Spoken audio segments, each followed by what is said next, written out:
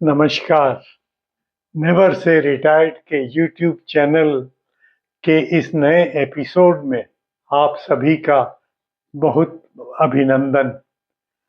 मैंने फरवरी 2025 में एक लेख लिखा था, चिट्ठी लिखना बहुत याद आता है। उस लेख में मैंने पुराने समय की उन भावनाओं को याद किया था जब हम अपने प्रियजनों को चिट्ठियां लिखते थे और हर शब्द में अपनापन झलकता था।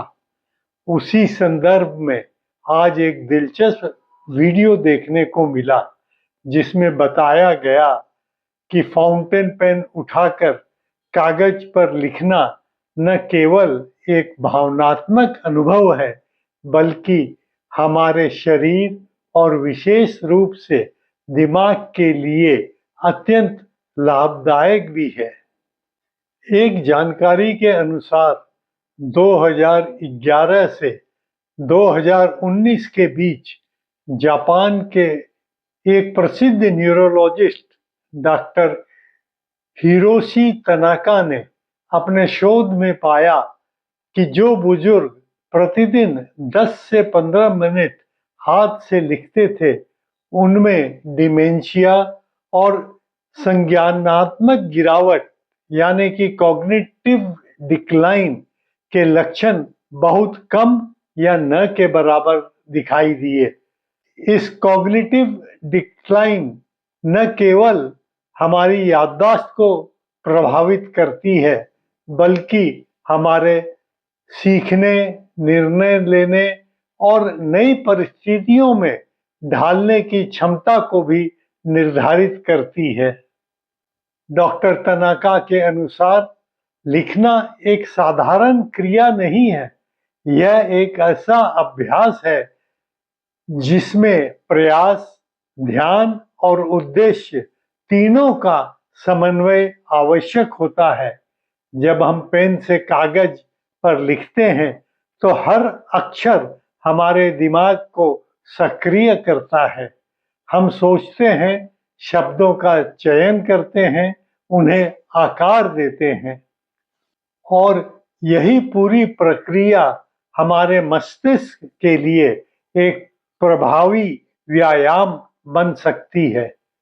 डॉक्टर तनाका के रिसर्च के अनुसार ऐसे लोग जो कि बराबर लिखते रहते हैं न केवल नाम बेहतर याद रखते हैं बल्कि बोलने में भी अधिक सहज और प्रभावपूर्ण होते हैं।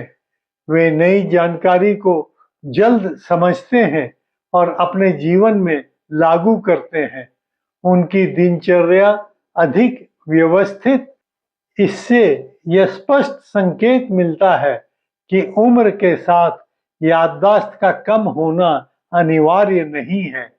कई बार इसका कारण केवल दिमाग का कम उपयोग होता है।